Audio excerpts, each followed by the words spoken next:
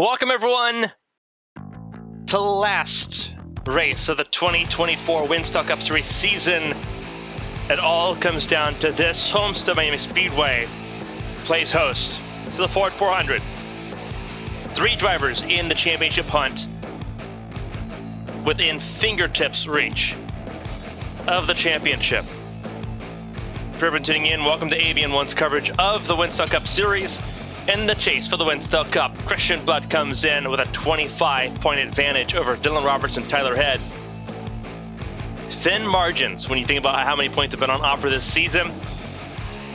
In these 3 cars, the 17, the 8, and the 4, have been inseparable. We're going to see that more and more here tonight, especially when we talk about the starting grid coming up here momentarily. Nick Doucette mathematically still in the hunt with 38 cars. Something could go wrong, and he could pounce on it. But he needs the top 3 to all have something go wrong. And that's been something that's been next to impossible so far this season. Gabriel Mauricio, similar boat. He's done a fantastic job, but he started off the chase just a little too slow. And as a result, sits needing a miracle coming into the final race if he wants to be champion. The Daytona 500 winner, though, a lot to hang his head high on in that silver bullet number 40. 6th on down, eliminated from the championship conversation. Jose Solis Jr., Emily Howell, Parker Alexander, Sean Peleg, Brendan McGee. They just want to end the season on the high note. They could be the ultimate spoilers here to take the last race of the season with the race win. But we're going to see what they can do here because it is all over the place throughout the starting grid.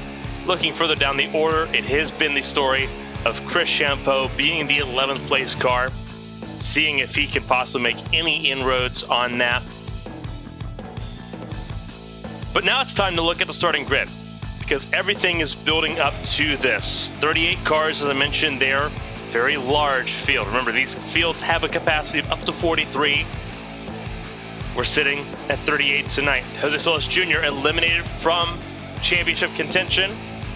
Has not stopped him from grabbing pole position ahead of Larry Pace, who's back on form on the front row. Tyler Head, the defending champion, starts 3rd, but he's right there alongside Dylan Roberts in row 2. Christian Budd, we're just behind them in row 3 alongside Parker Alexander, Kyle Benson, Chris Champeau, Nick Doucette, and Jacob Potak sit in the top 10. But again, that Buster Championship contenders sit right there in the top 5. Sean Peleg and Jonathan Hernandez in row 6 sit just outside the top 10. Ryan Hill, Gabriel Mauricio in row 7. Matt Taylor and Mike Rasmus in row number 8. Then it's Kirk Marble and Craig Lautenschlager in row 9.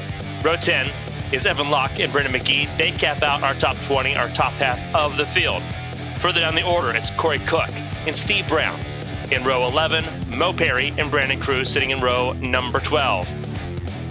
Tyler Murray and Philip Snipes sit in row 13, ahead of Emily Howell and Christina Ryan. These two unusually low in the order. In row 14, can the two friends work together to get up through the field? They've got to across this 80-lap race. Chris Bishop and Andrew Griesbaum sit in row 15 as you see the field begin to lead for 2 formation laps out of the pit lane. Logan Kress, the 01, that U.S. Army machine, sits in row 16 alongside the ever-hard charging Brandon McKissick. The newcomer, the debutant Bob Bryant, he sits in row number 17 alongside Anthony Krobach, who's in a new FedEx paint here tonight.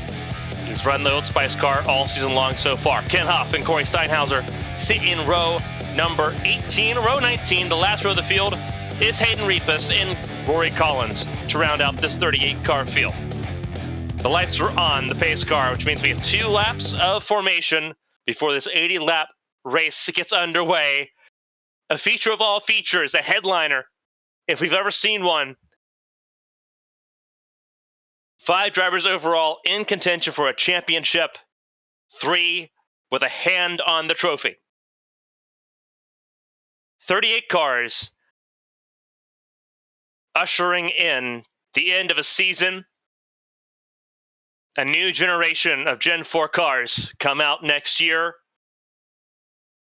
They want to wave goodbye to this car that has treated them so well for well over a decade. From the 450 horsepower range to the 725 horsepower range, they've stuck by it through thick and thin. For one last race before we get the proper 750 horsepower cars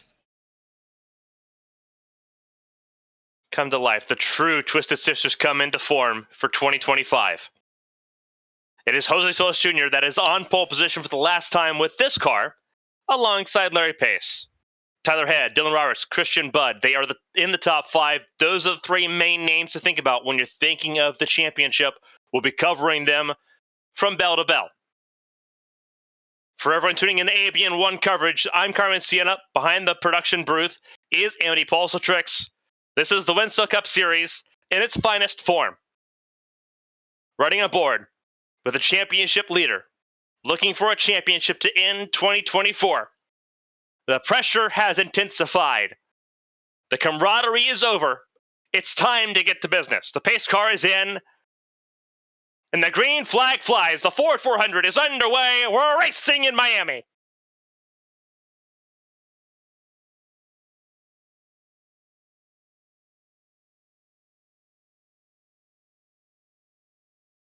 Trouble early, huge crash early, caution in the first corner.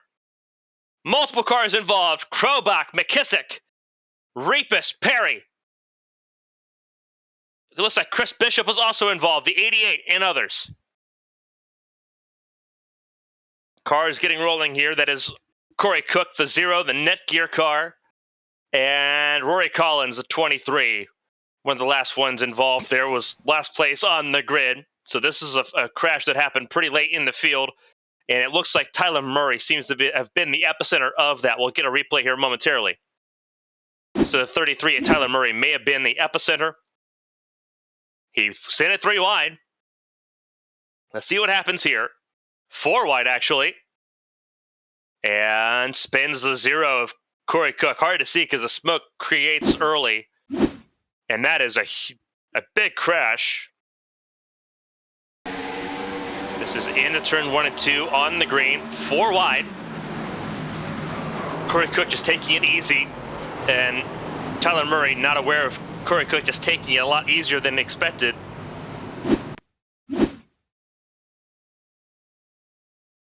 Here we go from high above. So this will give us a really good look here.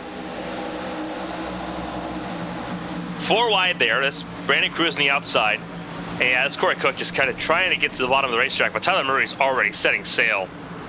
Andrew Griesbaum gets through. Corey Steinhauser gets a little bit of it. Looks like Rory Collins did not have a piece of that at all. And Rory Collins actually stays out here as the rest of the field comes down for the most part. Kick everything off.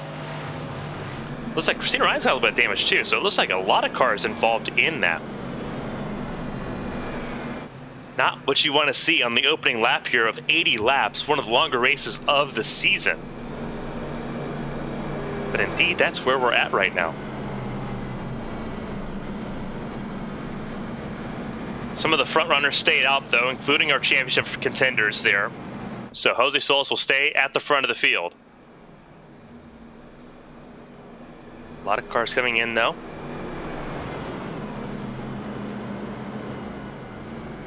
Just taking the chance to sort of gather up who's where. All right, so those involved in this, Tyler Murray involved in this, Christina Ryan off of the tail of Chris Bishop, Mo Perry, the 39 and the debutante Bob Bryant, Brandon McKissick, Anthony Krobach, Andrew Griesbaum, Corey Cook, obviously. As we just watch everyone go through here, as I'm watching on my end. Looks like the 9 of Brendan McGee also got a piece of it as well. The 34 Corey Steinhauser gets involved. Those that made it through, Emily Howe, Rory Collins, and Ken Huff all made it through, as did the 20 of Brandon Cruz. A lot of new race cars though early. Sets the tone. Single file restart. Coming up, lights out on the pace car. Which means it will be showtime at the end of this lap. After a wild opening stanza. Some cars topped off with fuel. So single file, 38 cars. As we're ready to go back racing. It is Solis, Pace, Roberts, Head, and Budd, your top 5. Riding aboard, championship leader, looking at the tail end of both of his championship competitors. As the pace car takes the left-hand turn down pit lane, Jose Solis in control. Green flag flies, away we go. Immediate wheel spin further behind. And I believe that was by the 40. It was the 40 of Mauricio that got wheel spin. But everyone got through that time. Making sure everyone continues to get through turns 1 and 2 safely. They do.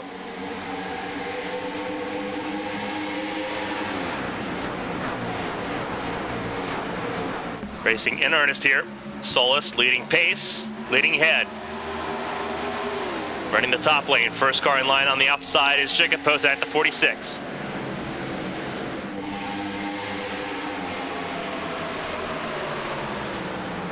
Starting lap 6 of 80.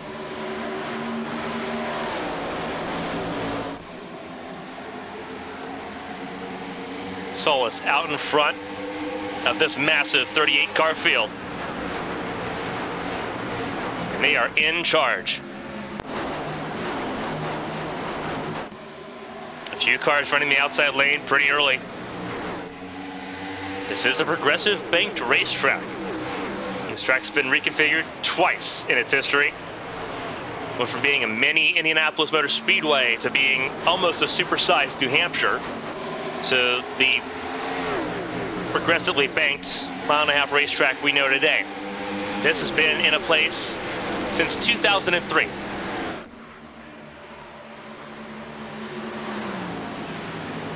Across the racing atmosphere, it has been the championship finale for so many different series. Stock car, open wheel, you name it, this has been a finale location just outside of Metro Miami. Solis continues to lead the way. They're in pace, keeping him honest though. Tyler Head in third, Christian Budd in fourth. We'll give you a live update on the points between the championship contenders about halfway, about lap 40. Further back in the order, this is the 51 Ryan Hill, the 16 Kirk Marble, the 18 of Chris Champeau. And riding aboard with Ryan Hill. Trying to make a spot up here. Started 13th, dropped down to 17th at one point early on. Trying to claw 2 of those spots back. Got around Mauricio, you see behind him. And now trying to work on getting around the 18 of Champeau, who gets really loose. Down to the apron. He'll save it, but he'll lose spots. And Ryan Hill takes 15th with authority. Everyone saved it. Emily Howell charging forward as well. Remember, Emily Howell started 27th in this race. She is now in 18th. There's Ryan Hill. We ride on board with him as he now attacks the 16 of Kirk Marble.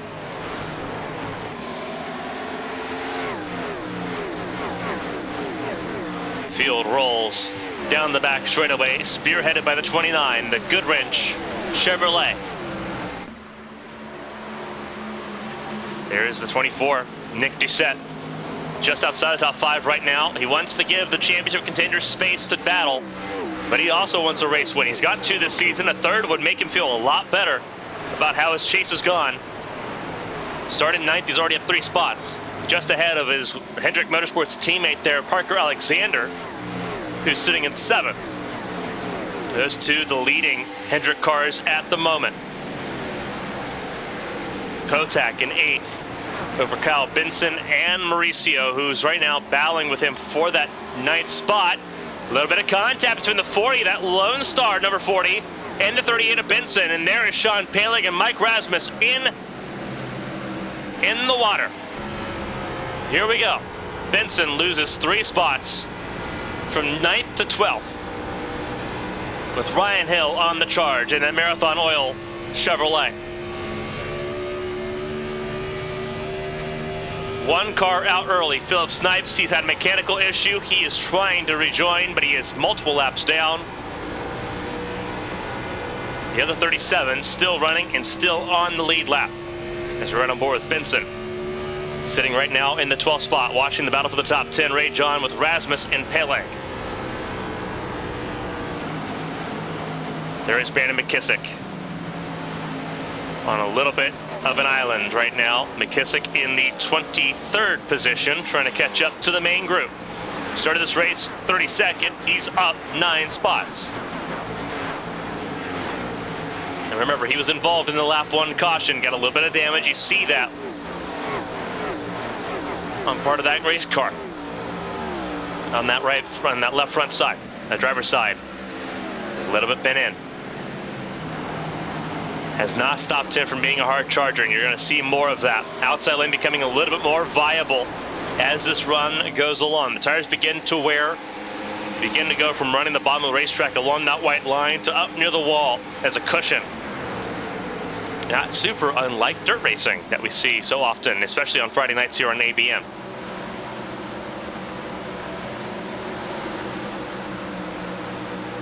Starts getting a little bit too slick for things to run. You see all the rubber on the front straightaway.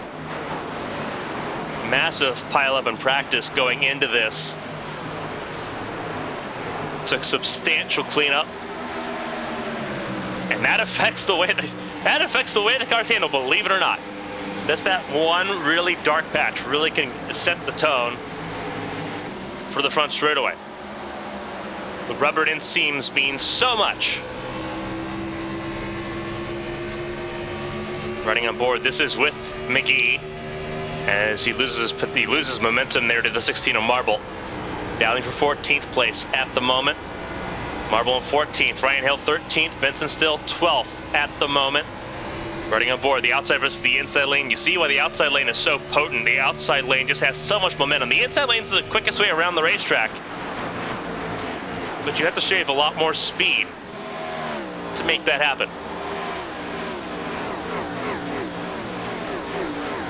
See a little bit of everything in the middle for those running on the outside versus the inside lane. No one running just the middle of the racetrack. You see Dylan Roberts starts at the bottom of the racetrack, goes up the groove, and you'll see that more and more as this run goes along. This is Roberts defending from Doucette.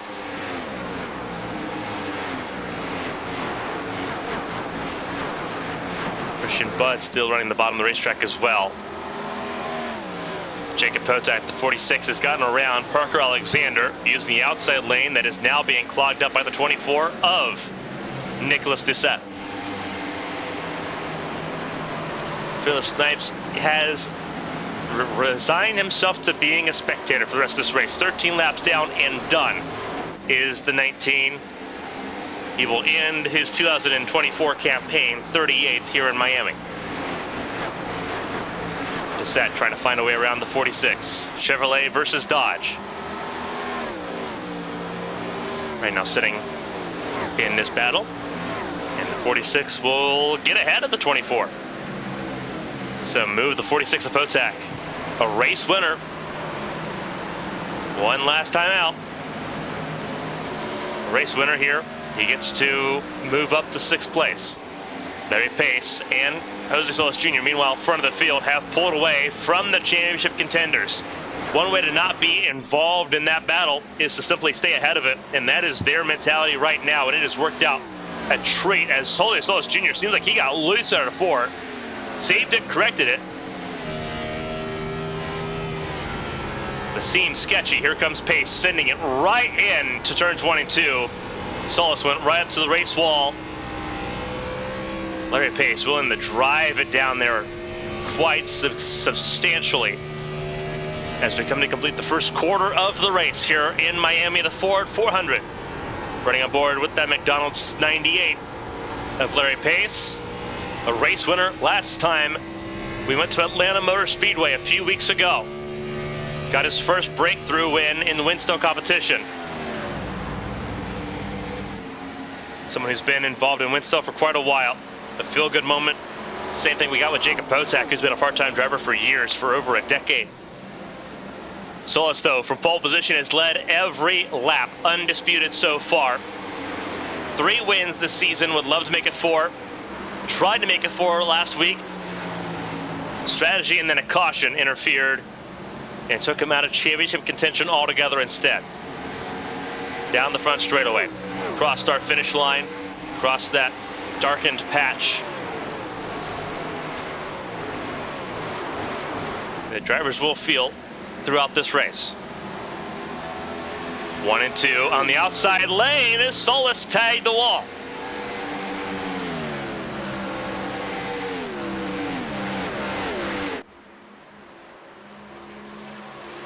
Tyler Head stays in the third spot. Christian Budd stays in fourth, right? And looking at the 29 car of Solus. No damage, you can see. Beautiful built-in camera shot there on the passenger door of that 29 car.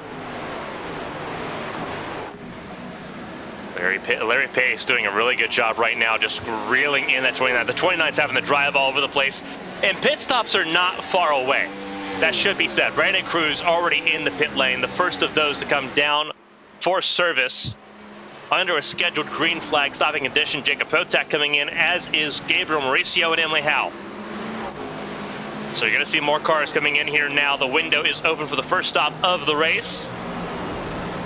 And that's going to be very sketchy for Emily Howe, who gets down to the pace speed and gets firmly into the pit lane.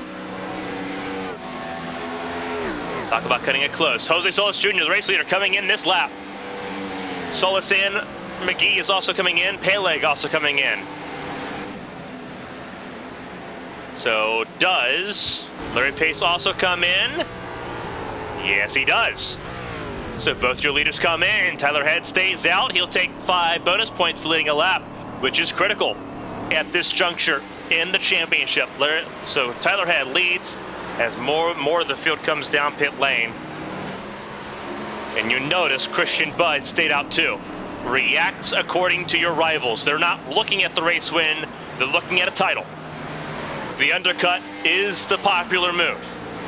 The overcut will lose you time overall. But the bonus points you get is powerful. The 4, the 17, they both come in together. Mike Rasmus in as well. Brandon McKissick, remember, he came down pit lane on that first caution. He will take over the race lead temporarily, but he has a pit stop to make as well here in the next 3 laps. So it's 37 now, the race leader. Evan Locke, also someone that came down pit lane on that first caution, staying out, as is the 39 of Bob Bryant. And you see the gaggle of cars that McKissick and Locke are running into. McKissick gets to the bottom. Locke stays in the outside lane. If McKissick comes down pit lane this time, it will be Evan Locke that it takes the late race lead, and that is indeed what happens. And McKissick really hot on the brakes there, as is the 39 of Bob Bryant and the 01 of Logan Kress. Evan Locke now the race leader. And Evan Locke coming in this time. He wanted to come in last time, but was not in the position to do so. Now he's in the position to do so. He is clear of traffic, and he's staying to the inside lane.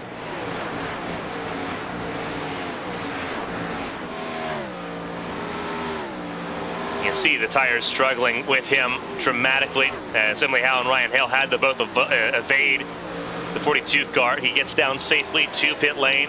Matt Taylor stays out, another driver that came in and topped off under that first caution. He will now take the race lead as well. Master of the oddball strategies, going a little bit longer than everyone else. Almost paid out for the 32 on a couple of occasions this season. Just out of tradition, the 32 doing the exact same thing, getting that tie at Chevrolet. Some exposure one last time in 2024. Tyler Murray coming in this time, so is Hayden Repas, the 89. The 32 stays out yet another lap.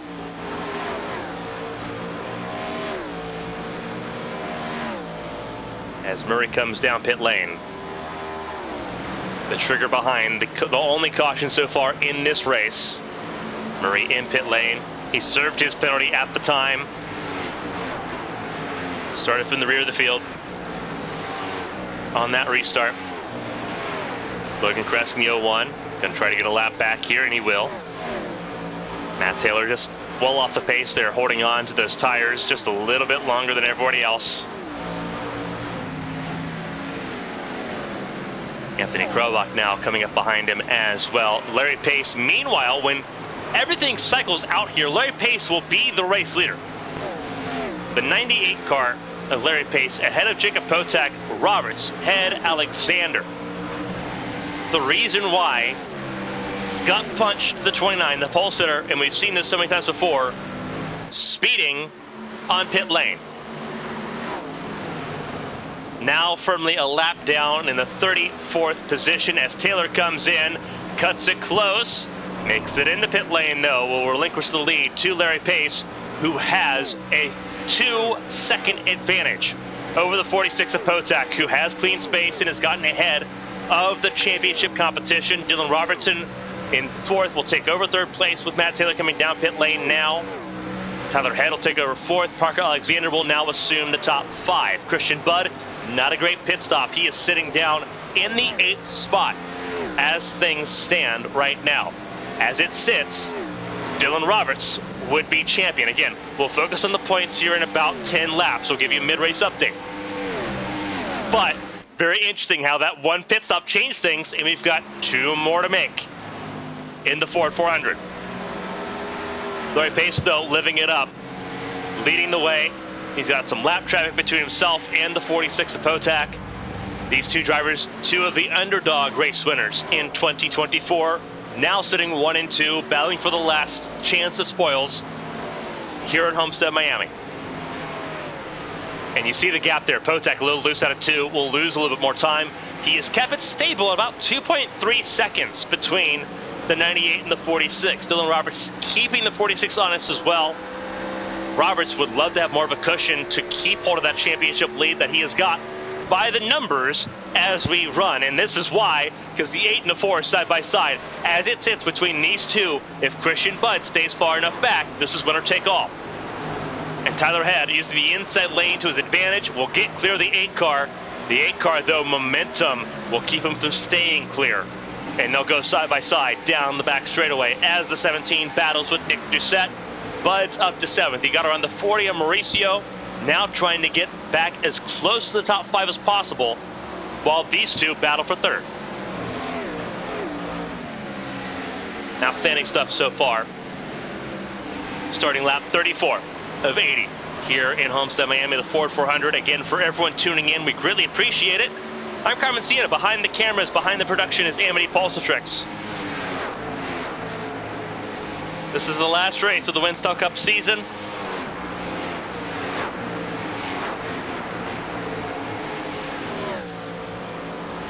And while we're approaching halfway, we do get to announce we'll be back next year for more Winstel racing, starting with the Winstel 400 in January. We'll be back for all of it in 2025. Drivers were informed of that officially during drivers' meeting today. We get to inform our viewers. We'll be back as well. It's been a wonderful season, wonderful start of a partnership between AB and Winstel that'll continue into next year. And everyone's invited to be along for the ride. Riding on board, Tyler Head, battling for that 3rd spot. This is where he started. Battling for 3rd, just like these 2 have been all race long. And this battle continues to rage. And that's, if we get the camera to turn just a little bit further forward, that was Potak just up the road. They are looking at 2nd place at the moment because he is struggling behind the lap car of Chris Bishop, as here comes the 8. Dylan Roberts gets clear into turn 3.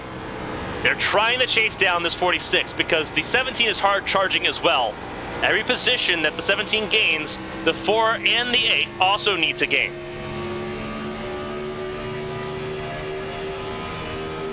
And again, we'll focus on points here momentarily, give you a mid-race update. Larry Pace dealing with lap traffic as well. That's Ken Huff, the 31. He's getting around just up the road. Tyler Head just riding on board here with that 4 car. These 2 are at it non-stop. The 8 and the 4. 2 Chevrolets going at it. It's 2 Chevrolets and a Ford. The Ford has the points advantage. And here's Christian Budd looking a little bit further back as you see Jacob Potak there in that 46 car still struggling to get around the 88 of Chris Bishop. Christian Budd is trying so hard to get around the 5 of Alexander. He's under threat from the 6 of Mike Rasmus too. Christian Budd trying so hard. Rasmus drives it to the inside, 3 wide out of 2. Rasmus has to give it up a little bit. If you're not Larry Pace, you're likely battling to be in the top 5 at the moment. Wow. Tyler Head and Dylan Roberts, they over undered each other, and now Tyler Head pinching that 8 car down the racetrack. Aggressive driving between the 4 and the 8. And it's got to be at this point. You've shown respect, you've shown courtesy all season long. The championship is on the line. Tyler Head has been here before, the defending champion. As you look at points as they run, Christian Budd, with that position that he's battling right now with Parker Alexander, has the advantage by 8 points. But again, if he loses a spot to Alexander and he loses a spot to Rasmus, it becomes Tyler Head's race championship in hand. So he's doing what he's got to do right now to hold on to the championship. And again, live as you see that, Tyler Head obviously going to be in the know as well as Dylan Roberts here. Alexander drives so far into turns 1 and 2, battling with Christian Budd. Mike Rasmus also harassing him as well, and you'll see as the points continue to run. Nick Doucette, obviously 150 points behind. He's in this battle, but it's not really a contentious battle to be in that championship conversation. Tyler Head trying to do everything he can. Again, every position that Christian Budd gains, Tyler Head and Dylan Roberts also need to gain in order to take that championship away from him.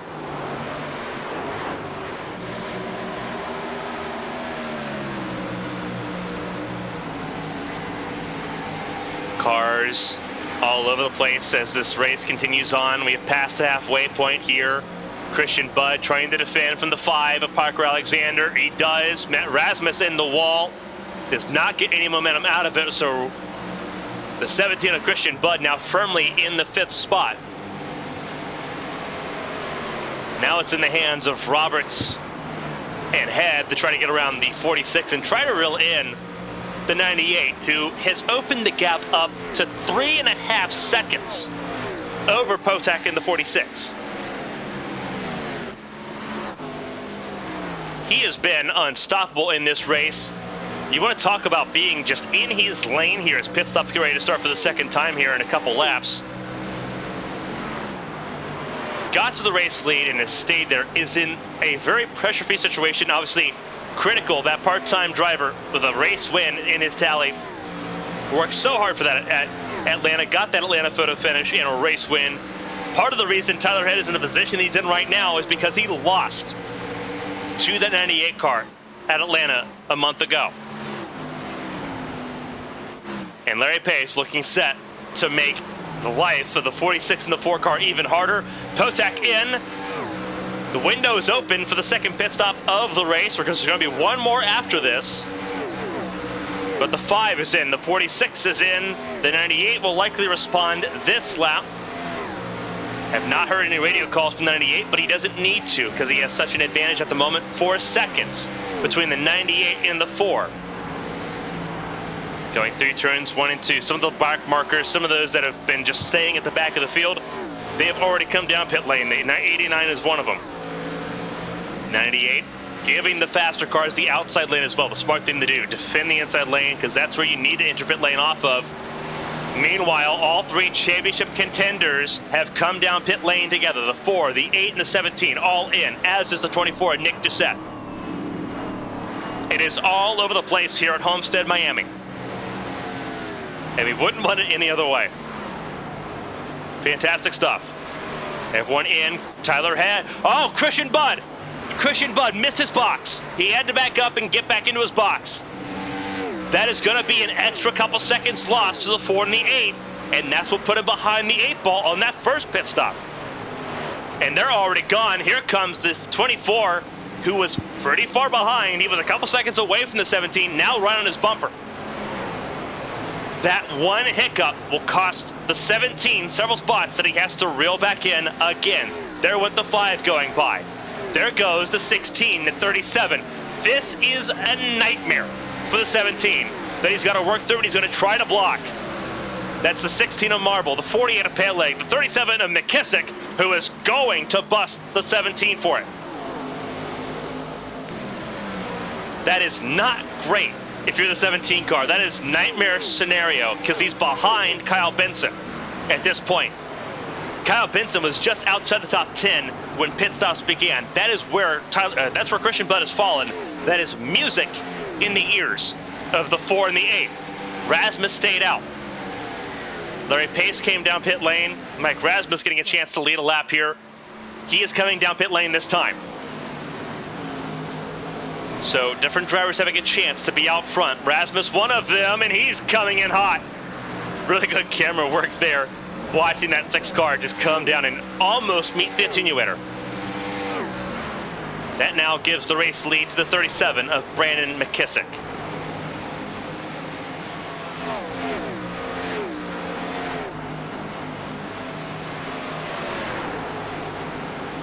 Matt Taylor sitting in 5th at the moment. It is, well, it's going to be 4th here momentarily with Rasmus in pit lane. That's Kyle Benson, Kirk Marble that stayed out. Matt Taylor will move up to 4th. He led laps in the first pit stop window. More drivers carrying it a little bit longer here.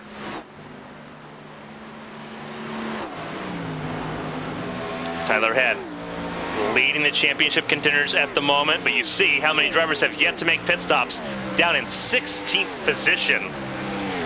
Not great if you're some of these drivers right now.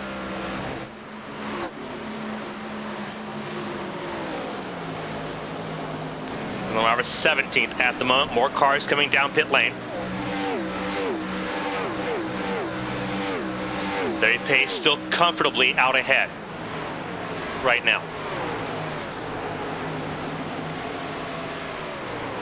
Again, more cars will cycle their way on through. This pit window's a little bit longer as McKissick came down pit lane.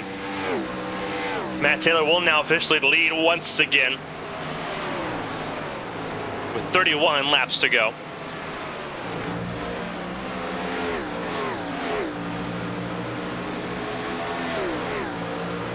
This normally be a great time for a crank it up. We will not have a crank it up tonight, but I am going to take a second to take a drink because we've been non-stop here for about an hour. But Matt Taylor, we're going to follow him until he comes down pit lane, and then we probably will be circling back here to about Larry Pace, who has been overtaken by Jacob Potak. Potak has overtaken him here, and it's a close fight at the front of what will be the race lead once the lap traffic has come down pit lane. Matt Taylor, Mo Perry, Corey Steinhauser staying out at the moment. Evan Locke comes down pit lane.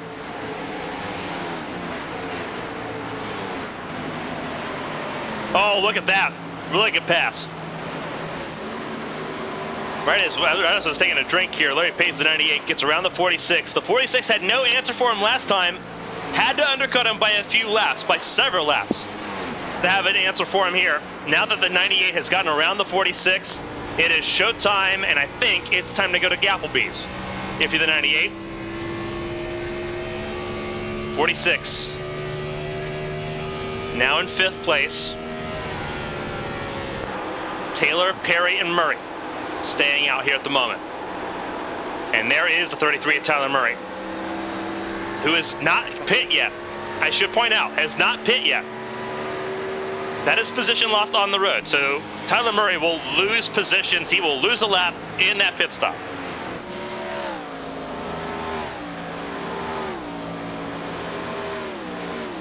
And you see the traffic that both Tyler Head and Dylan Roberts will have to deal with as they get around the 33 car here, entering turns 1 and 2 to the bottom of the racetrack. Probably because Murray can't run the bottom at this point with those tires where they are. Now for Murray, this would be very interesting if he, for some way, that 33 car could somehow make it to lap 60. That would be insane. Because he did stay out longer because he came down pit lane, top off of fuel. But it'd be very interesting if they can even get close to 60 at this point. Because that would cut out an entire pit stop, and that would put them in the running to win this race at the end.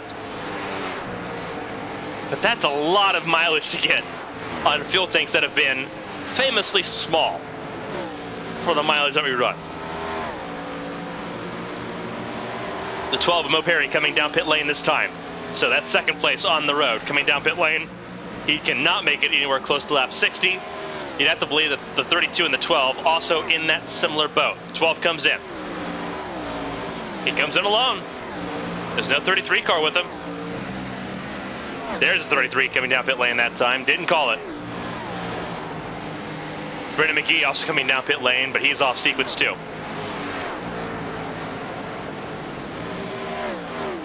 Matt Taylor, does he stay out? Yeah, staying out again, another lap for the 32.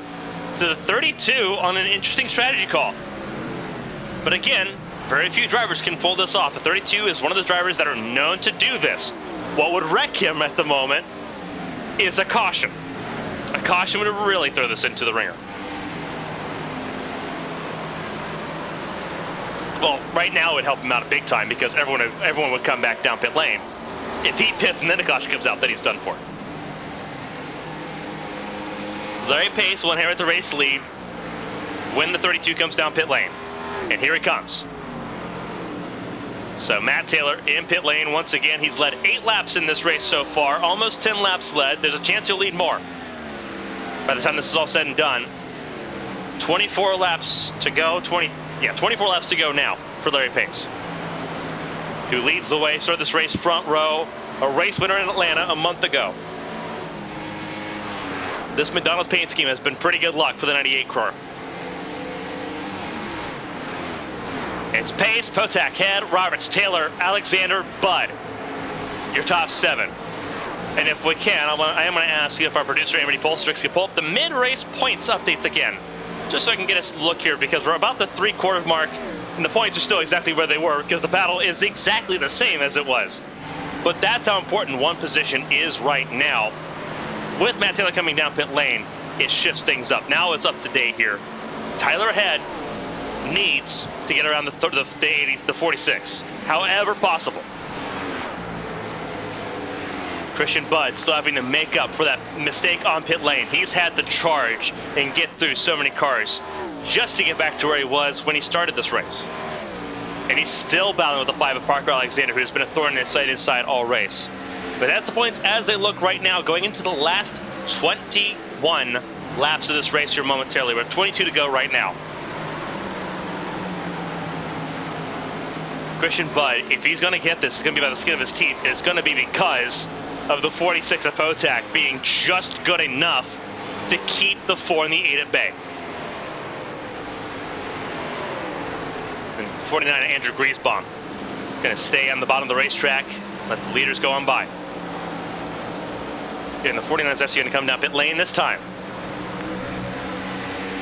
2 cars out of this race, 36 still going. Jose Solis Jr., after being penalized for speeding in pit lane on his first pit stop, got dinged again and called a time.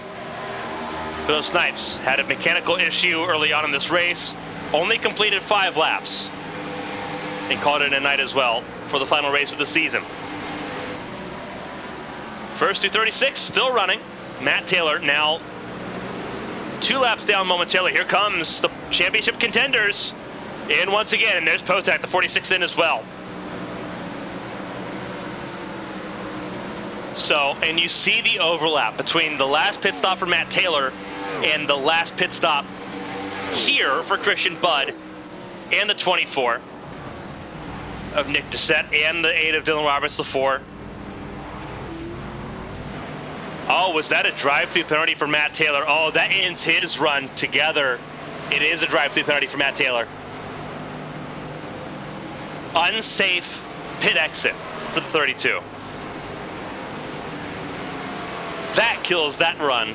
Matt Taylor had a really good strategy call lined up because he was in the window fuel mileage wise to make it to the end. That is an absolute killer. An absolute killer. Looking at Emily Howell right now, one of those that came in early.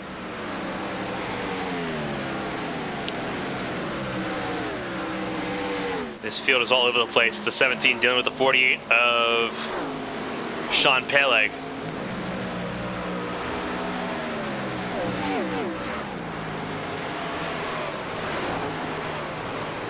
This is all over the place. Mac Rasmus leading the way. Remember, he stayed a little bit longer as well. Emily Howe staying out longer too this time around.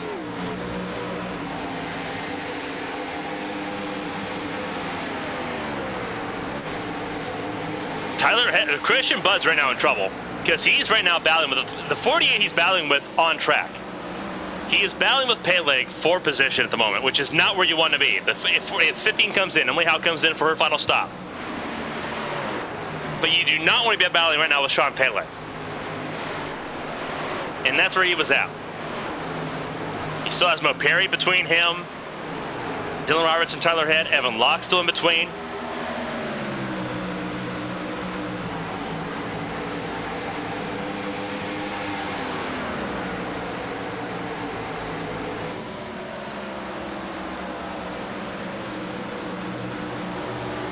McKissick leads as the pit stops cycle through once more.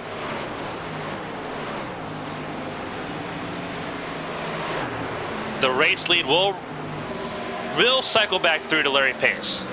Larry Pace stayed ahead of Jacob Potak on that last pit stop sequence. So Potak got covered off on the undercut strategy. Larry Pace knew he could because it's only been the 48 and it's 46 and the 98 that's been battling for that race lead. Covered it off, and you see the 98 there just exiting the screen ahead of that 46 car. This is Tyler Head. We're looking at the 4. There's Larry Pace in the 98, the race leader. The gap between first and third has closed. But right now for Tyler Head, still not enough because the gap between second and third widened.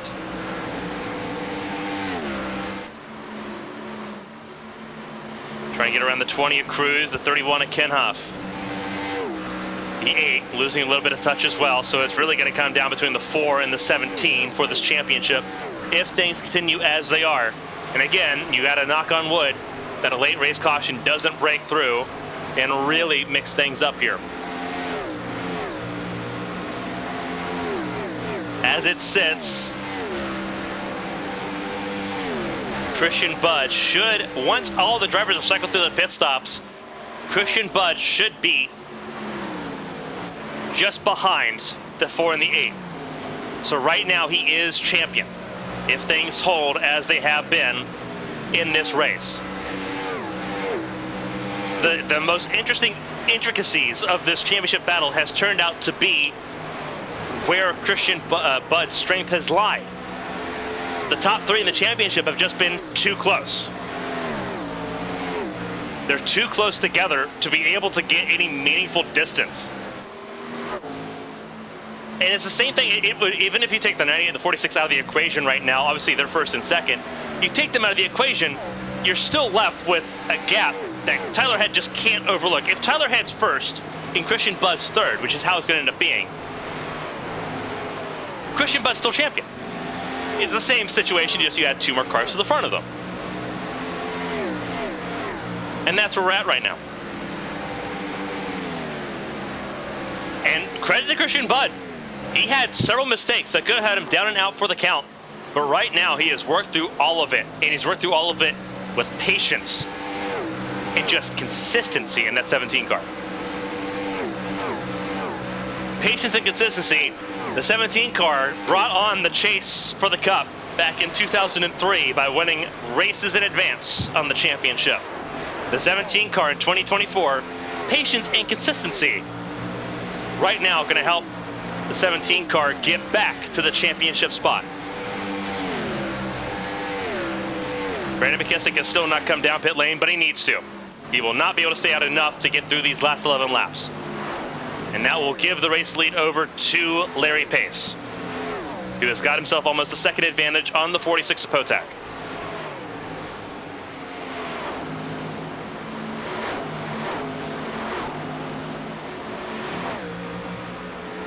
Well, it's been a magical night for Winstel Racing. Could be a fairy tale ending. Tyler Head, though, gonna be on the wrong side of that ending as things run. Sitting third at the moment, really unable to really make any headway on the 46 Potak. He is trying everything he can. So is the 8 car, Dylan Roberts. They're doing everything that they can at this moment. We had 1 caution on lap 1. That has been it. This has been an amazing field to follow through from beginning to end. And these cars are the hardest cars to drive that we broadcast here on ABN. You want to talk about experience and skill and talent. This is professional grade, what we're seeing right now here on ABN. Going straight to the point.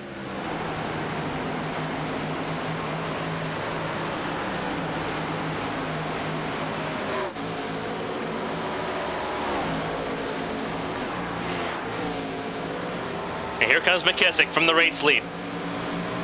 It'll hand the lead back over to Larry Pace, who before this season was winless across several seasons of racing in the Winstel Cup Series. He's coming around, lapping Christina Ryan. Looks like he's also going to be lapping the 9 of Brendan McGee. And they made it pretty easy for him.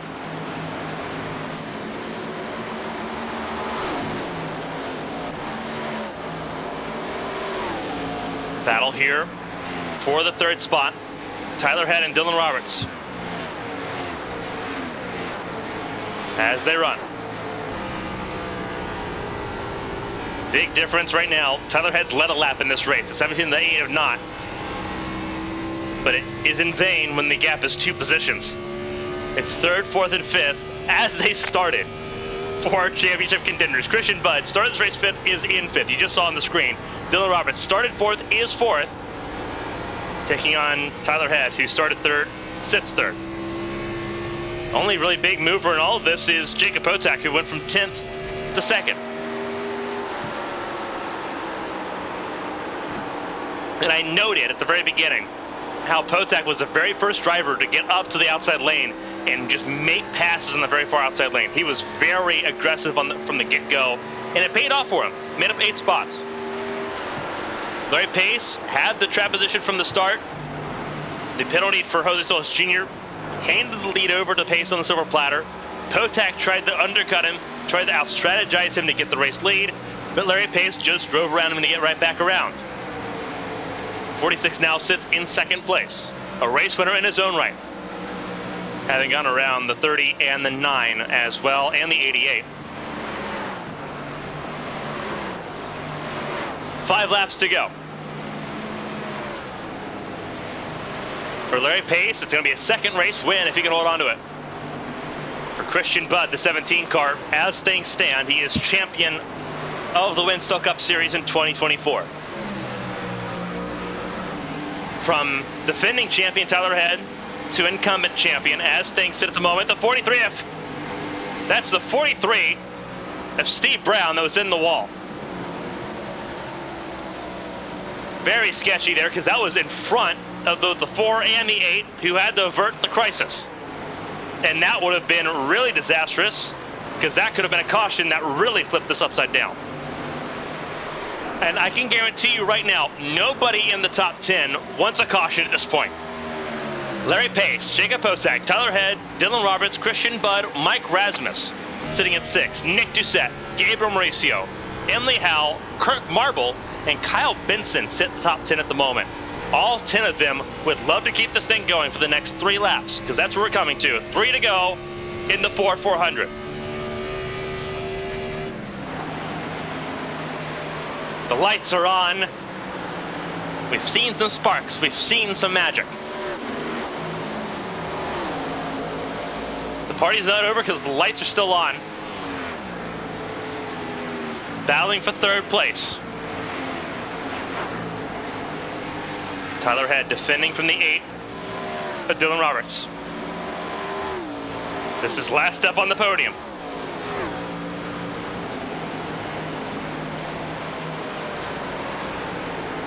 That's 2 laps to go, less than 3 miles now for Larry Pace, separating him from his 2nd career Winstel victory as we look at this battle for 3rd place. Because Dylan Roberts on the inside lane is going to have to try to outdrive the 4 of Tyler Head, who has been so hard to outdrive all season long.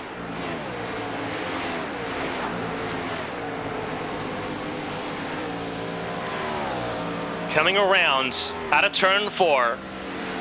The white flag is in the air. 1 lap to go in the Winstel Cup season of 2024. Underdog to wonderdog for Larry Pace. So close, yet so far for both the 4 and the 8, who know they're battling for 2nd in the championship. They're battling for the last up on the podium. And the championship has fallen out of their reach. Larry Pace, the wonder dog of 2024, his 2nd race win, he wins in Miami. And you keep the applause going. Potak 2nd, Tyler Head 3rd, and your 2024 Winstel Cup Series champion, Christian Budd, finishes top 5.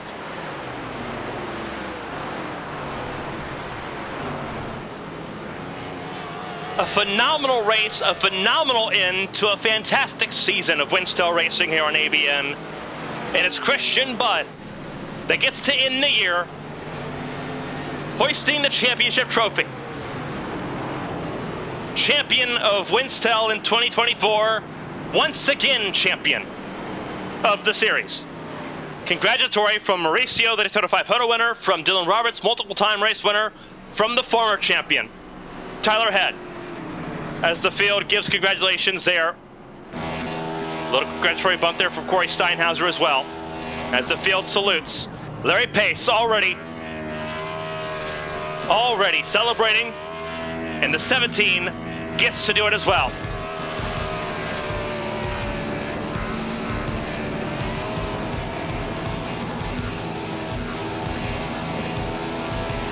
The champion and the race winner celebrating on the front straightaway. We'll hear, if we can, from all 5 of our top 5 here. Obviously, we'll talk to our normal podium finishers.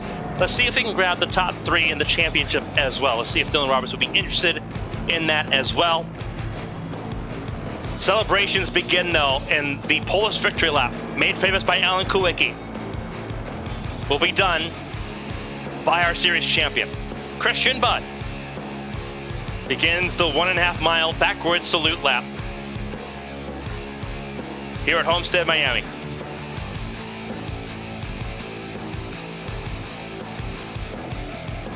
It's a small world and a large moment of happiness for Christian Budd, who worked really hard for this championship in 2024. He's been fun to watch. He was a tire whispering maestro in the mid part of this season. Got him right there when he needed to be. Consistency mattered. He was just consistently just right there, just a step ahead of both Tyler Head and Dylan Roberts. Consistency mattered in the chase, as it did all season long to get to the chase. And Christian Budd, the professor of it all, did what he needed to do to be champion. The top 10, as they sit, this is the official top 10 for Homestead-Miami for the Ford 400. Larry Pace, your race winner. We'll talk to him momentarily. His second race win for the Wonder Dog. Jacob Hotak in the second place. Tyler Head sits in third ahead of Dylan Roberts and our champion Christian Budd. It was absolutely electric, lights to flag, watching this battle here tonight. Mike Rasmus, Nick Doucette, Gabriel Mauricio, Emily Howell, and Kirk Marble round out your top 10. We'll go over the full running order here momentarily. If we can, before we do any interviews, I'd like to pull up the points, if we can, the final points numbers as we run. And again, we'll go over the full running order for the last time here after interviews before we sign off for the night. Christian Budd by 13 points over Tyler Head, former champion to new champion, is how that turned out. Dylan Roberts, close, but not close enough, 20 points away. Then you have Nick Doucette, Gabriel Mauricio, Emily Howell, Jose Solis Jr., Sean Peleg, Brendan McGee, and Parker Alexander. Your chase for the Cup standings at the end of this season. Your 10 drivers that battle for a championship in the last 8 races. It's Christian Budd, top of the mountain here in 2024. We've gone through it all. It's been fantastic. See if we can go ahead and talk. We'll go ahead and talk. Let's go ahead and start. We'll leave our champion for last. We'll go ahead and talk. We'll start to Tyler Head. He finished third here in this race. An absolutely outstanding drive for the 4-car. Third place, second in the championship. Everything that possibly could have been done for that 4-car was done tonight. Tyler, walk us through, obviously, the feeling being so close yet so far away in a race where perfection just wasn't quite enough. Yeah, well, I mean, perfection would have been having something for Larry and Jake up there, and obviously Jose was really quick off the jump and had his issue on pit road. So, you know, if I had a little bit more pace, then might have been able to have a different conversation right here. But this is not one of my stronger tracks, and I'm just happy that I made Bud earn it and had a really fun battle there with Dylan for second in the points. And obviously, if anything happened with Bud, then we were going to be racing each other for the championship. So all in all, a very, very fun night and a good way to cap off the fun season. It was a battle for the ages, and it had been all season long between you, Bud, and the 8 of Dylan Roberts there. Obviously, the battle was even more so here, and you all were right where you started. You started third, finished third. Dylan was fourth, started fourth. Christian fifth, started fifth. But it seemed like it wasn't that difficult to make passes happen. There's a lot of passing going on. Walk us through sort of, you talk about you wish you had more for the 98 and the 46. What was the difference here going on tonight? Because it seemed like it was very competitive between you three, and it was an ever-changing fight. It just, what was missing for you as far as battling with the race leaders? But also, you talk about just not being a strong suit. What made it to where you were just able to be consistent there and still battle and stay ahead of your other rivals there in this final race? Well, I think those two that finished 1-2, they just had, if they were putting together their best lap and I was putting together my best lap, there was going to be a 100th or two between us. And over the course of 80 laps, that obviously adds up, let alone when you have some less than perfect laps in between. So just a little bit off. I don't know necessarily where I was losing that speed compared to them, but like I said off the jump, this is a place that I don't feel totally comfortable with, and I end up just sort of approaching a race here and did the same tonight, going, okay, I'm going to race within my means and see what the race gives me. And Dylan made it hard to do that for sure. On the one stint, I had a little bit of a tire advantage on him after coming out of pit road, and we battled side by side for a really long time.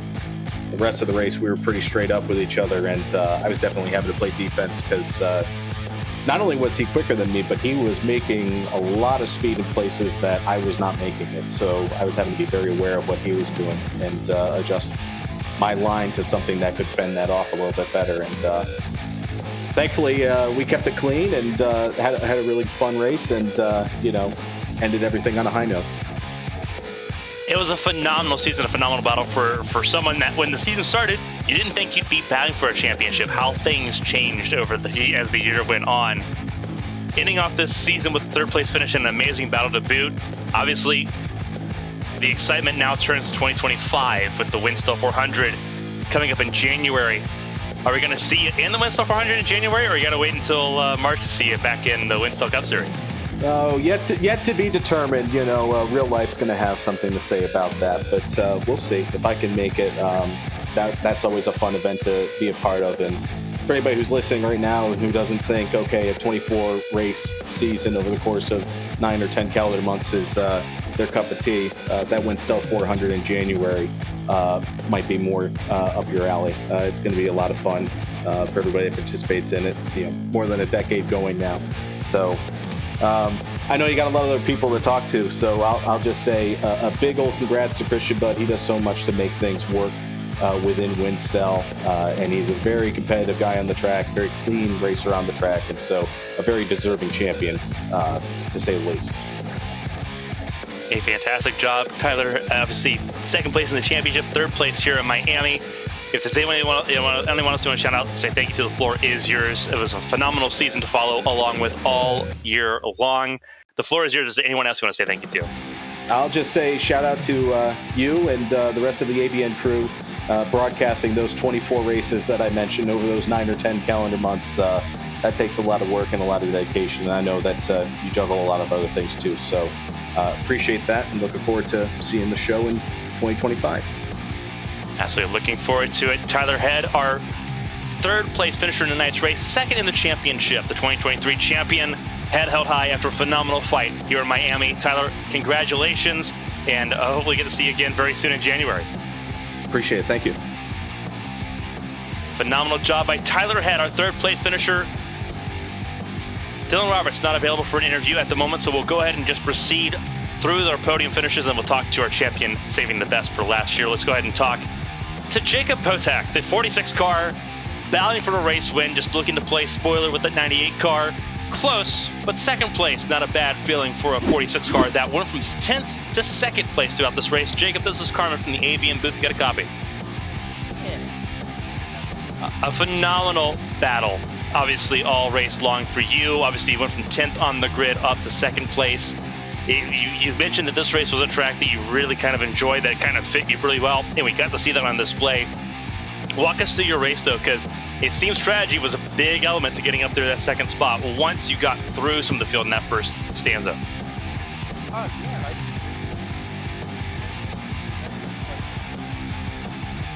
Have to see if we can get some audio for Jacob fixed real quick. There we go. Thanks. Yeah, it was the short pits.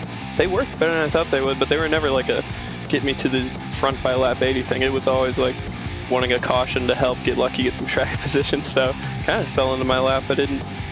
Second on the board, I guess, is close. So man, 98 was extremely fast. That was very impressive to watch. So, but yeah, good run for me too. Did not expect that coming in. It was a fun race to watch. Obviously, we got to see so many different lanes used, and we saw people drive different lanes as the runs progressed here. For you, obviously, a fun battle just going from 10th to the second place. Was the high line just the line you wanted to be in? Because you were the first one up there in the race, but it seemed like not everyone wanted to stay up there. What was the strategy for you, and was that high line always a part of it? I knew the first couple laps, like after a restart, initial start, be up there, just trying to get a little track position. But on the course of an actual full fuel run by yourself, it really didn't come into play at all. I mean, yeah, Larry had a cool line in 1 and 2 where he'd go from the bottom to the wall. Seeing people do, he seemed to have that really excel, so that was really interesting to see. But besides that, yeah, I was just kind of in the bottom middle lane full time. It worked really well for you, obviously getting up to that second spot here, so close to another race win. Both you and Larry, as being the wonder dogs of 2024 here, both of you breaking through this year. Obviously, you more recently than Larry there. But obviously a phenomenal run, running part-time this season. I think this is your 8th race out of 24, so obviously running a part-time schedule here. It was a lot of fun watching you when we had a chance to actually see that 46 car in action. Is it going to be more of the same in 2025? And if so, the next question is, will we get to see you in January for the Winstel 400 again?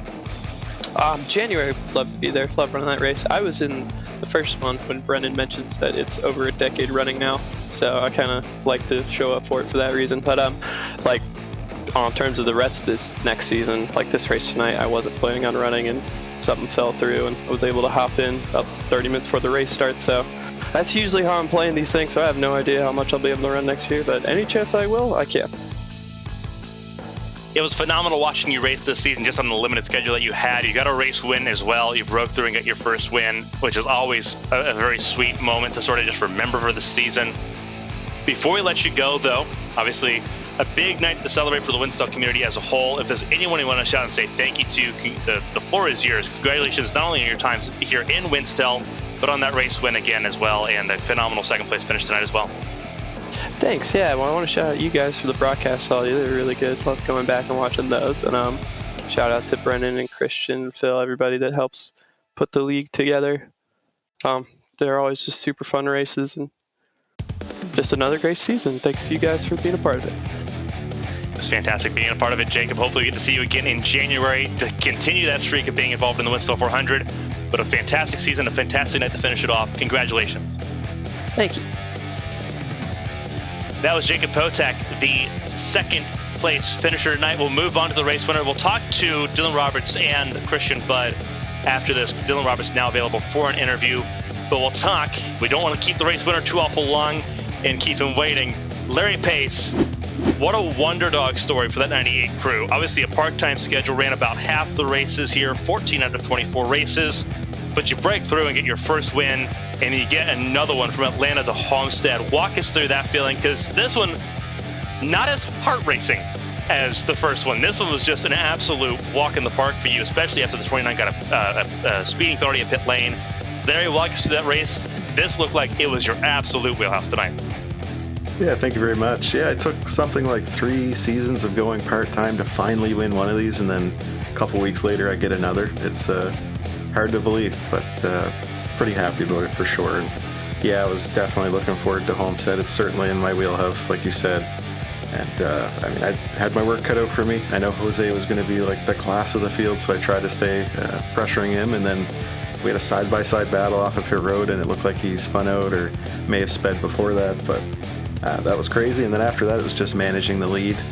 And at one point during a pit cycle, Potak pitted before me and leapfrogged me, and it actually took me a little longer than I thought it would to get back by him. So the plan going forward was wait for him to pit the lap after that going forward. And I mean, it wasn't maybe not as exciting on the broadcast, but man, I'm just as sweaty. That was hard to drive.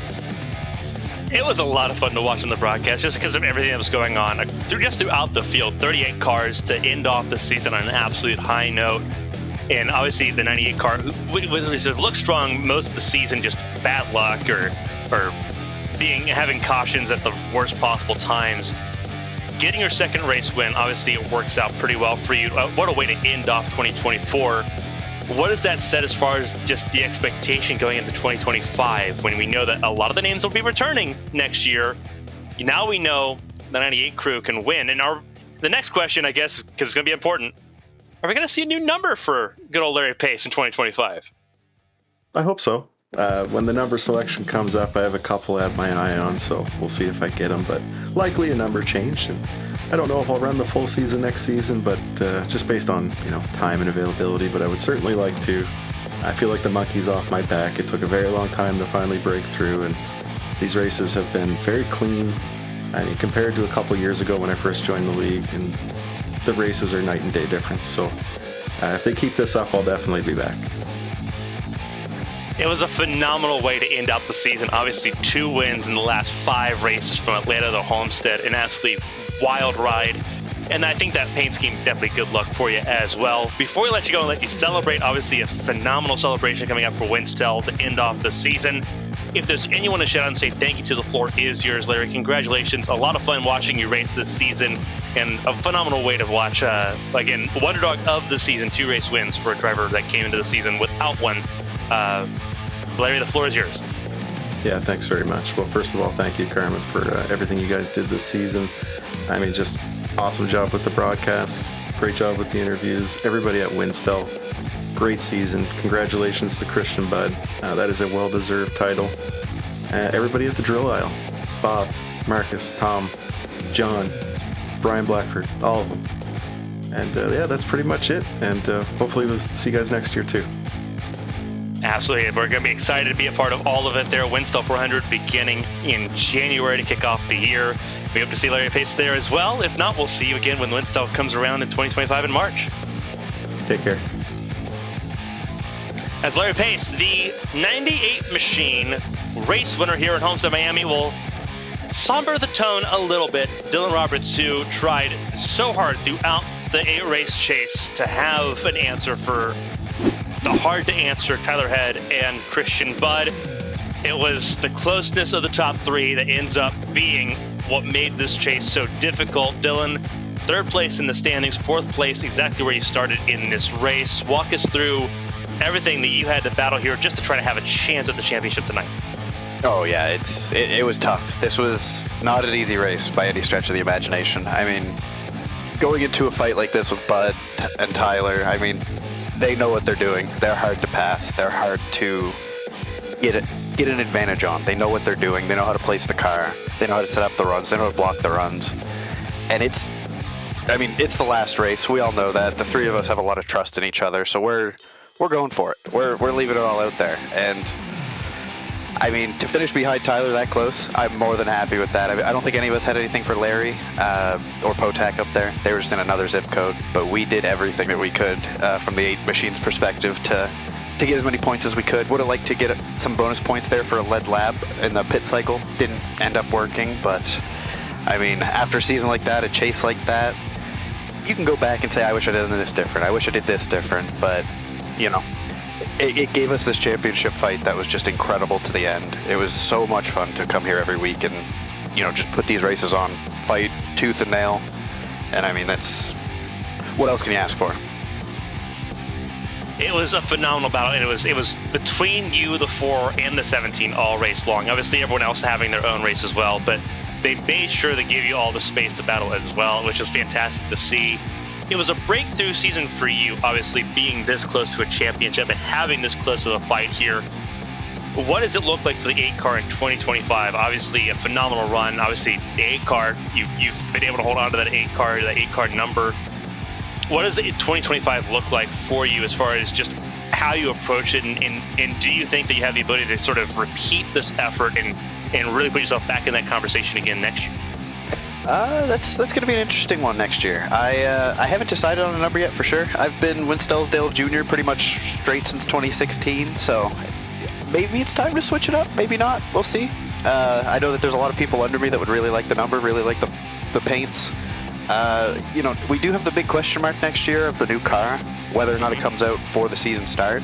And I think there's going to be an adjustment period. It's probably going to be similar to this, but there's going to be changes. There's going to be differences in the suspension, the aero, how it feels to put the power down. We're going to be learning a new car.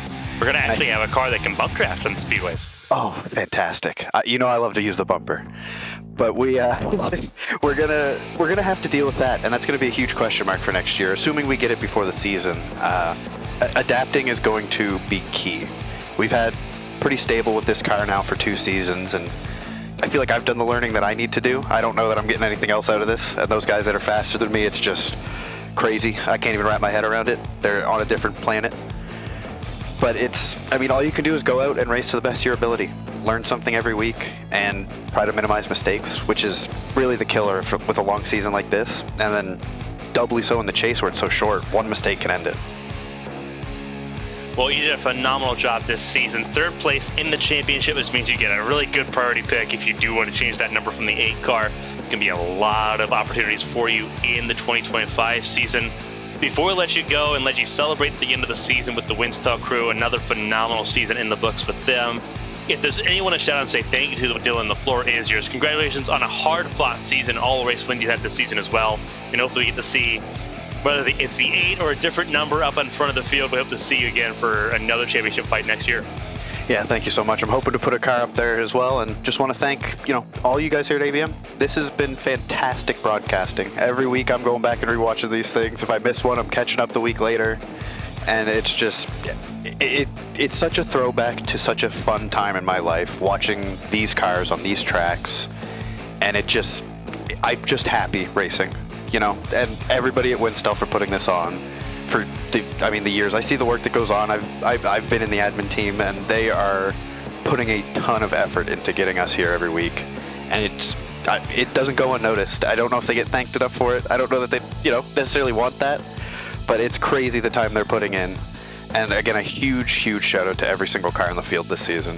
To be able to show up with field sizes like this every single week, getting really good races. I'm sure, sometimes it's like, I wish we didn't have that caution, this caution, but the vast majority, 90% of these races, I'm leaving with a smile on my face, and hopefully we can keep that up, because this was a really special season.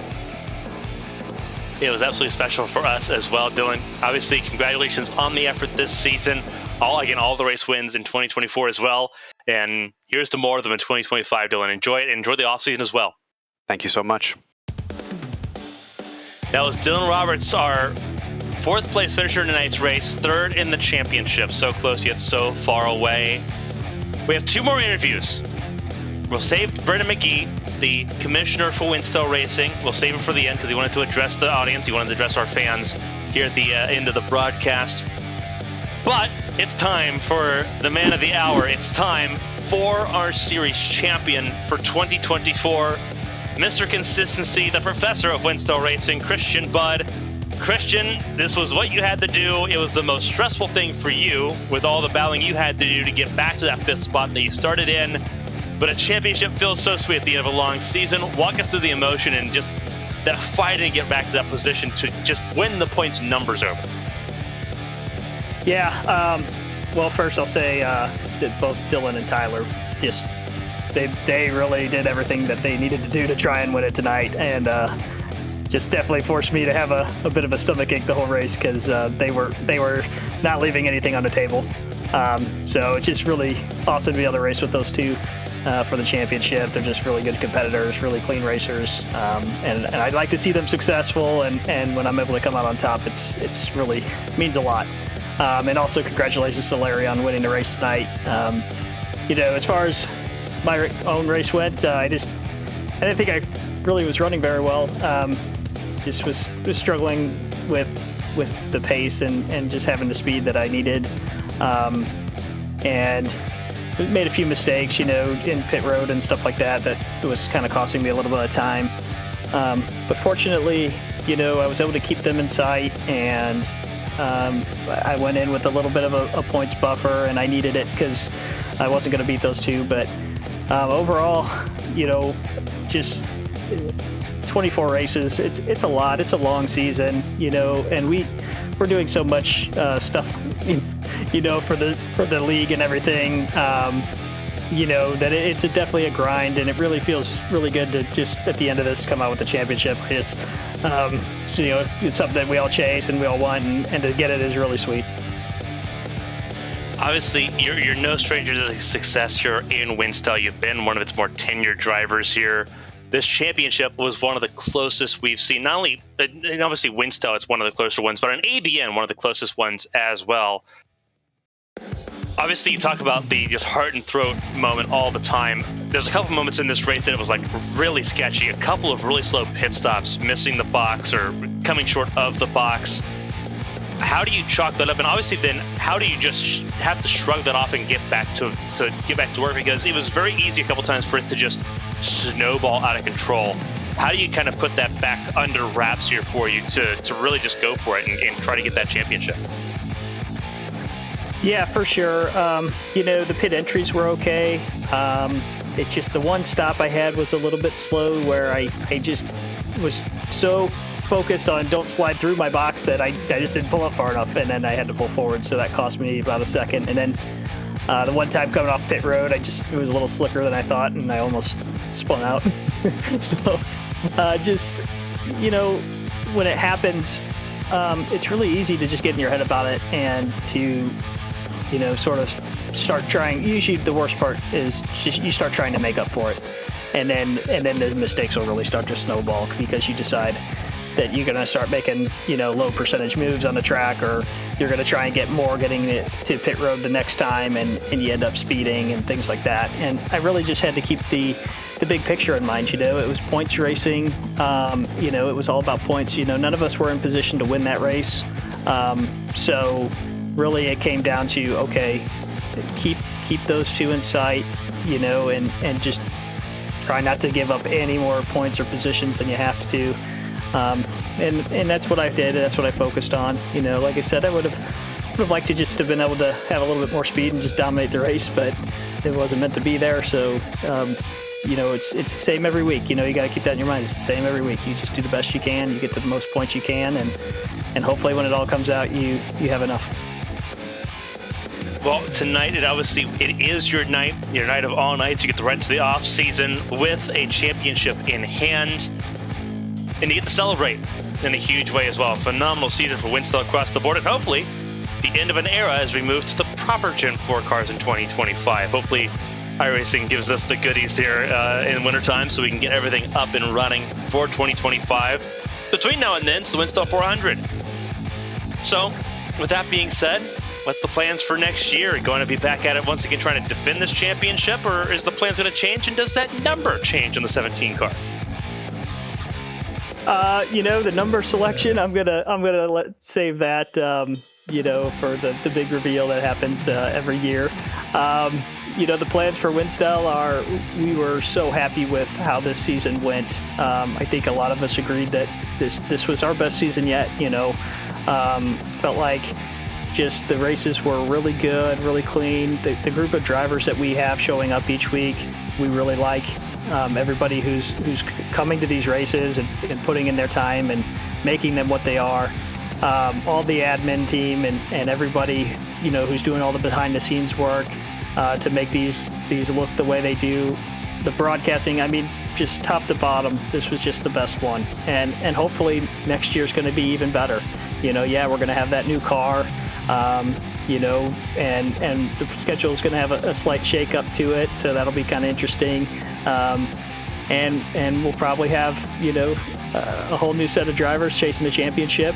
Maybe some of the ones that, got here a little late or didn't get to run the full schedule this year, they're going to go for it. So it's full steam ahead, and if you've been watching these races and like, man, I'd love to be doing that, you can do it, because next year we're going to do 2005, and you can come race with us, and we'd love to have you guys. Anybody who wants to race here, meet the little requirements that you need and come race, and it's fun. It's just, to me, it's the most fun thing on iRacing right now. So that's the plan. But yeah, you're right. We got the Winstel 400 coming up. That's a great event. If you haven't seen that or know what that is, it'll be here on ABN. You can check it out. You can race in it. You can be part of the show. And then 2005 will be another awesome year. It's absolutely going to be a phenomenal year, Christian. Obviously, an absolutely wild season just to follow along with. Talk about how long the season was. A well-earned championship for the 17 crew. Before we let you go and let you fully celebrate a championship here in the Winstel Cup Series, if there's anyone else you want to shout out and say thank you to, the floor is yours, Christian. Congratulations on the championship and the race wins that came with it here in 2024. Yeah, thank you so much. Just everybody who is working here at Winstel, always want to give them just the biggest thanks, because they're putting in their time and effort to make this what it is. So really thankful to them. My wife and kids who let me do this every Sunday and be down here sim racing. My family who watches the races, all of them. I really enjoy that they're getting to see that. And then just, again, all of our drivers, anybody who's been a part of this, we just really appreciate it. If you've donated to Winstel, Winstel does not run on big sponsorship. It's run by its members. So we do really appreciate that. We've got some members like Steve Brown doing our rookie points. Really appreciate that help too. So, and of course you guys up in the booth, it's been awesome. These races have just been great to go back and watch, and you've just done a great job. It's been a lot of fun being a part of it here in 2024. As you mentioned, we get to do 2025 as well. We mentioned that about the halfway point of the race as well. We're excited for it. We're excited for you, obviously, being champion here in 2024. And we're excited to see what comes next year. Christian, enjoy the win, enjoy the championship in the off season, and we'll be seeing you again in January. Thank you so much. Electric stuff from our champion of 2024, Christian Budd, here in Homestead. He gets crowned champion for the new year, and he gets to defend it next year. We are going to have one more interview before we close it off. We'll talk about the full rundown, the 38 cars that took part in tonight's race. After this interview, we're going to talk to the commissioner of Winstel Racing, and that's Brennan McGee, who is a really big part of the masterminding of this series. Obviously, Brennan McGee, a huge part of organizing these races and making sure everything goes on, making sure everything goes well. It's been an amazing first year. Brennan, this is Carmen from the ABN booth. Obviously, a phenomenal season. We get to see a new champion in Christian Budd. What a season, what a year it's been for Winstel. Walk us through sort of everything that Winstel's been through, and obviously I know that you've got a lot that you want to address to our fans as well, because it was a first-year partnership between ABN and Winstel that went beautifully from start to finish. Yeah, honestly, this year we're saying it's definitely probably our best year so far. It's been great. Everything's gone smooth. You guys have done a great job in the booth. It's been great having you here, and can't wait to have you back for 2025 or 2005, whichever one you want to call it. Yeah, Winstel, we've had a lot of eras. We started back in 2016, actually, and before that, before we even had a nameplate on everything, we were just a group. We ran a few big events there for a few years and whatnot. We started with the Winstel 400, or back then it was called the I Get Balls 250 when we started it in 2013 before we did the name change on it. And then we just kind of evolved from there, honestly. In 2016, the idea with the league was to take the K&N cars, what it was called at the time, and make them hard to drive, and that's kind of what we stuck with throughout the years. And then we had a couple seasons where we ran something different, and then of course here we are today with it being a big season-long event for the past 3 years. We started with 06 kind of as a pilot season, then we had 2003 last year and 2004 this year, and really as far as putting that aspect of it together, I've really got to thank Christian Budd, because it was funny. What year would this have been now? So it would have been 2021. We were at the end and we're kind of like, you know what? I think it's just time to hang it up, relax, and we're done. And about a month later, he sends me a message. He goes, I got an idea. And it was like this season-long thing. I was like, it could work. But it's like, but we've really got to try and get the cars to drive a lot more challenging than what they are, because back in early 2022, iRacing didn't have dynamic track. There was no grip strips anywhere. Definitely a different place. The Gen 4 car at the time was still stuck on the ARCA engine, so we were very limited in horsepower, so we could really only do like 183 at the big track. So went to the drawing board, and this is when I handled the majority of the setups, and Emily did a lot of the ones for like the short tracks, super speedways, and the road courses, and I kind of handled the speedway ones because I don't know why, but just the way I made them worked for that era of Winstel to get those cars to drive really difficult. And the season, of course, being our first season doing the big stuff, we had a couple hiccups, but overall it was a lot of fun. We're like, let's do it again for 03, and then the Gen 4 came out, which is great. It was great to have that car, and it's definitely help lead us to where we're at today. Now every week we have a 750 horsepower stock car that's hard to drive, very fun to race around people, and it's just great all around. It's very fun every week. Emily makes the setups every week now, and really it's just everything just comes together every single week, and it's just a lot of fun to show up. And really just got to thank everybody, whether the drivers, you guys, the admins, and of course Emily for making the setups every week, and everyone that shows up to those setup developments in the middle of the week, because that's an hour, 2 hours we got to take out of our week on top of it. There's a lot of work that goes on behind the scenes that people don't see to make this run and flow properly the way it should. So it's been great, and it's been great to see the league grow, and I can't wait for next year. And hopefully by the time we start next year, we have iRacing's new Gen 4 car. Obviously, and that's the biggest thing. Obviously, so much change going into this year with the Gen 4 that we ended up getting, which was sort of a Frankenstein's nationwide car that was given a lot of horsepower and given some new capabilities.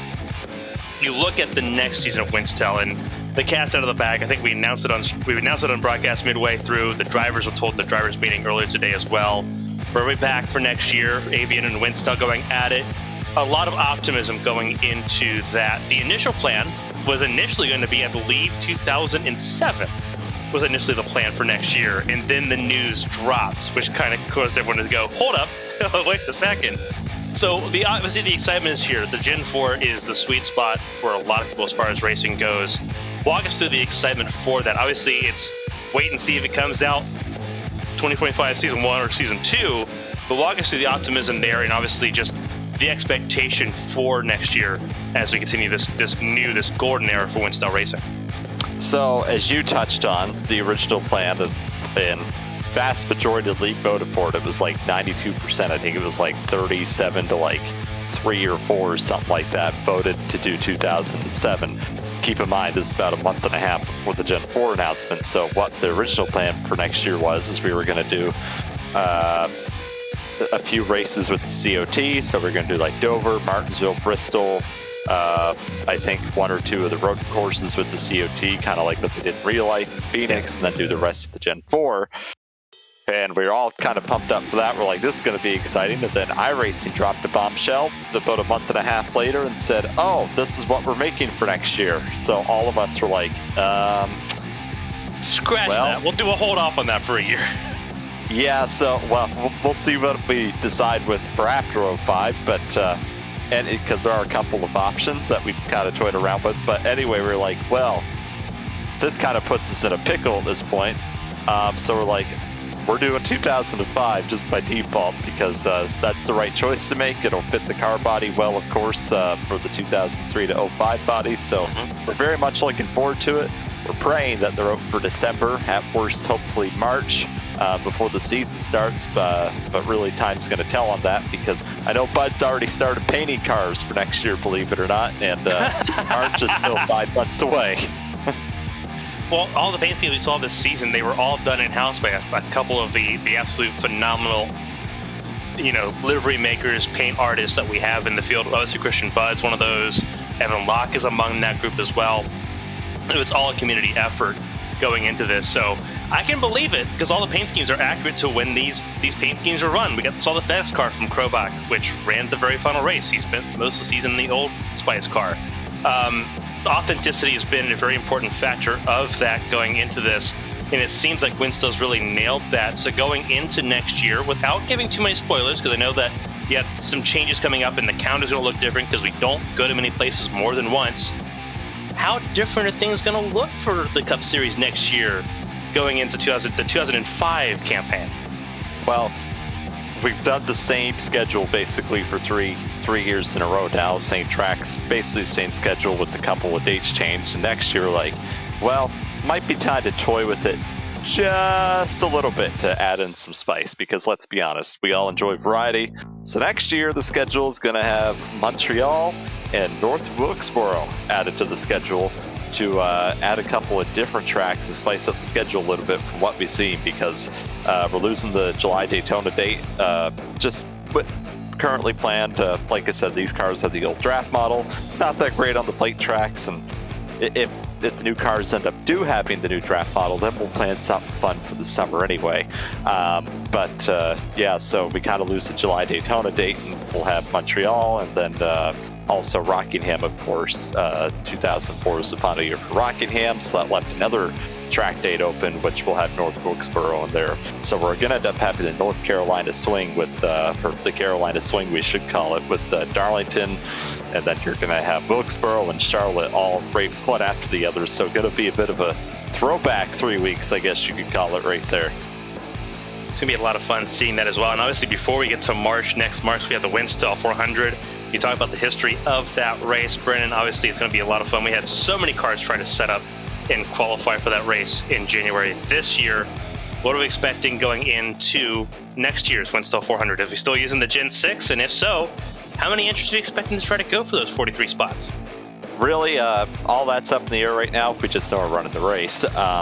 We don't know what car we're going to use yet because, of course, like I mentioned, the Gen 4, if the new one comes out and it has new draft model, very high chance that would be the car.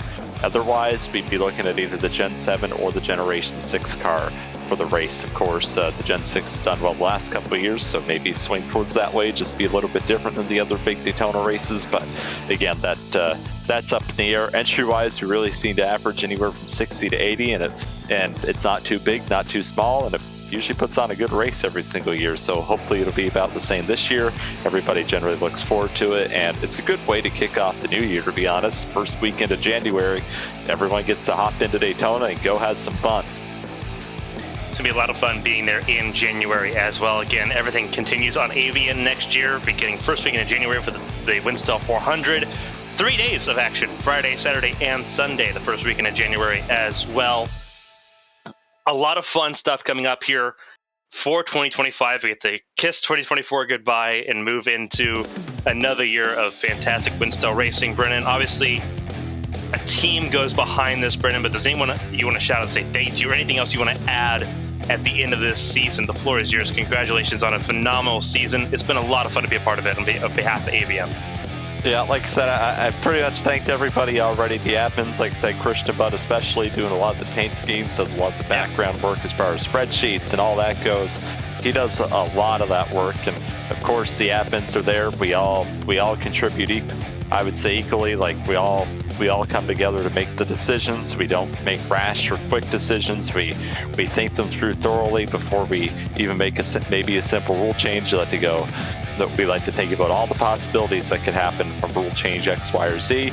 And right now, the rule book feel pretty comfortable. It's been the same one this year as it pretty much was last year, and seems to work well. But like I said, it really truly is a team effort. Whether they're a driver, the admin, you guys, everything. There's so many pieces of the puzzle that have to come together each week to make this work, and it's fun seeing what it's grown to and what it's become, and it's just been great fun to show up every single week and race against a group of drivers that you're comfortable racing around. And to be honest, they're not easy drivers to beat. Like, our strength of field is about 4,000 to 4,300 every week, and their I rating can range from 7,000 down to 2,000 or 1,500. Really, depending, doesn't matter what your I rating is, you're going to have somebody to race around, and I think we've seen that this year. There's a lot of action to be had throughout the field, regardless of how fast or how slow you are. It's been a lot of fun. Obviously, a lot of celebration gets to happen as we end off the Winstel season with a bang. Brennan, I appreciate you taking your time to be with us here at the end of this season. We look forward to 2025 on behalf of everyone here for ABN. Enjoy the off season. Obviously, a lot of good time off. Just spend time watching, waiting, and planning for Winstel 400 action in January. But again, congratulations on the season, Brennan. Congratulations on making the chase as well and being a part of that championship fight for those final 8 races as well. And have a good rest of your night. Thank you for letting us be a part of it. Thank you so much, Brendan. Have a great night. You too. That was a phenomenal job. Brendan McGee, obviously leader of the group for Winstel Racing. A lot on his plate for 2025. You have to share a lot of that with us. Again, more information once we know the official calendar and we know the full details of the season. They'll be available on our website, avnesports.com. You can also follow Winstel on Twitter or X, whatever you want to call it. Winstel Racing, all one word, on Twitter. You're going to see all of that stuff comes out as we have a chance to. Again, the Winstel 400, the first weekend of January here on AVN, across AVN 1 and AVN 2 here on Twitch. That's the 3rd, 4th, and 5th of January for those that are wondering about the exact dates. We do have one more thing to do, and that's go over the full field here in Homestead-Miami. Sort of the last calling card for those that were here at the very end of the season. We saw the top 10 earlier. We'll gloss over it one more time because we've had a chance to talk to all the top 5 finishers in tonight's race.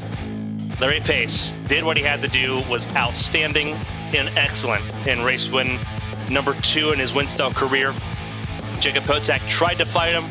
Ultimately had to settle for second place. Tyler Head, third in the race, second in the championship ahead of Dylan Roberts. Christian Budd sealed the championship with a 5th place finish here tonight.